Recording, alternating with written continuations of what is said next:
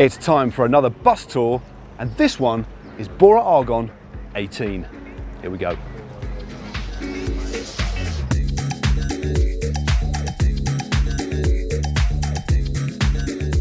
So here we are in the middle of the bus. It's a little bit dark because it's so hot outside. But anyway, let's have a walk through to the front and work our way back. Straight away, you're struck by the colours of the team. We've got the grey and the red. And moving right to the front of the bus, immediately what strikes me about this bus is it has a real homely feel.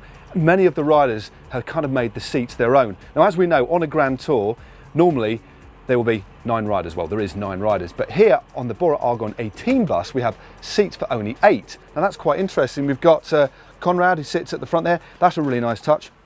All of his race numbers. Now this is really nice just over here. We've got Bartosz Ozarski, the former Polish road champion. He's got his jersey there, but look at this. He really has made this a little bit of a home from home.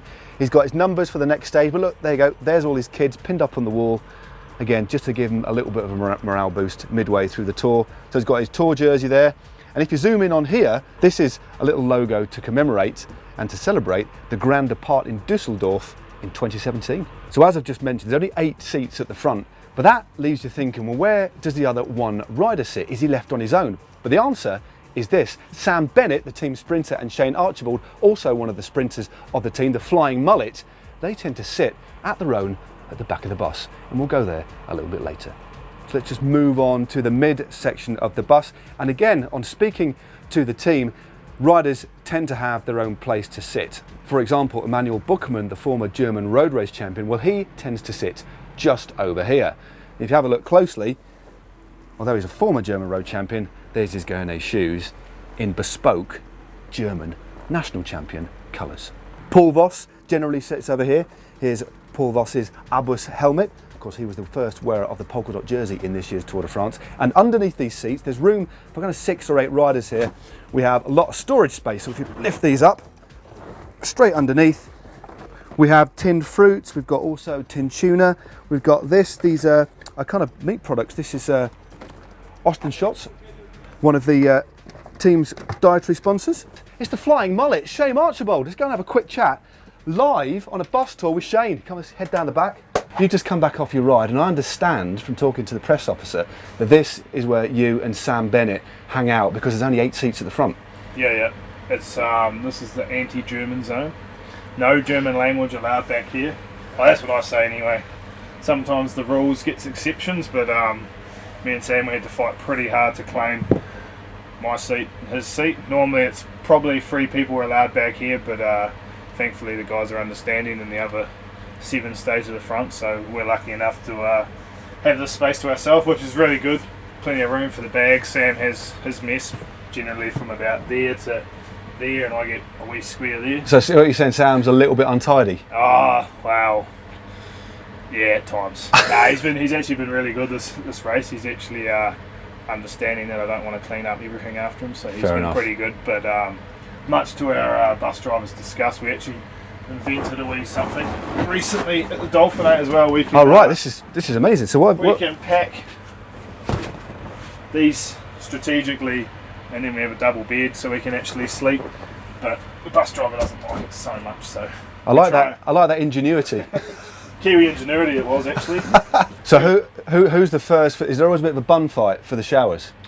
Nah, there's normally there is a pecking order. Generally we're last because we're normally last here.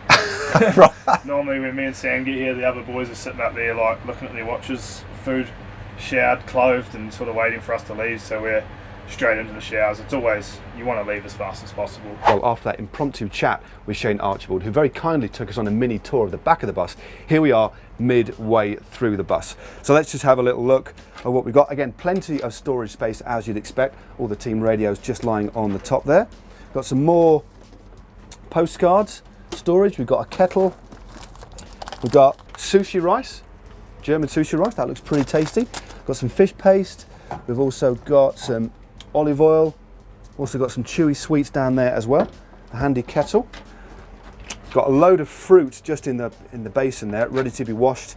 Again, in these sorts of really hot conditions, fruit absolutely vital. And of course, I was a bit worried initially when I came to this bus at first because I couldn't see a coffee machine, but thankfully, and rather unsurprisingly, they do have one just tucked down here. So moving on towards the back of the bus, we've got our obligatory WC or toilet. There's actually a little step in there, and weirdly, a broom stuck to the wall. There we go. We've got the cooker, more storage space just in here, loads of food. Look how much honey we've got in here. Coconut, dried coconut chips. There's loads of nuts, smells really nice.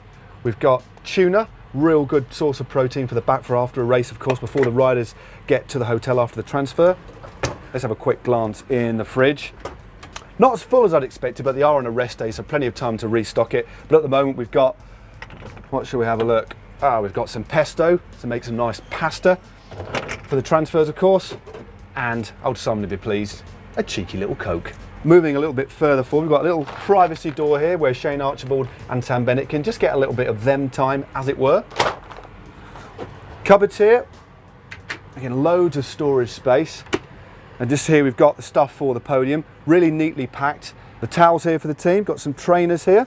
I've also got the obligatory podium bag in there as well, and several other pairs of trainers, making sure the riders look good for their stint on the podium, of course. They've got two single showers, two separate showers. So if we have a look in here, quite a nice little mechanism there for keeping the doors from firing open. There you go. Actually, it's a double shower, so we've got, oh, it's the same one.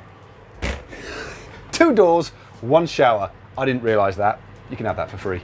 Well, what has struck me by the Bora Argon 18 team bus is that it's quite territorial. Riders clearly like to stamp their mark on different portions of the bus, but despite that, it has a real warm, homely, welcoming sort of feel. Anyway, if you want to check out some more bus tours, how about clicking just up here for our bus tour playlist, and click down here for our Tour de France playlist. And to subscribe to GCN, click on the globe, which will be somewhere in Shane Archibald's and Sam Bennett's domain.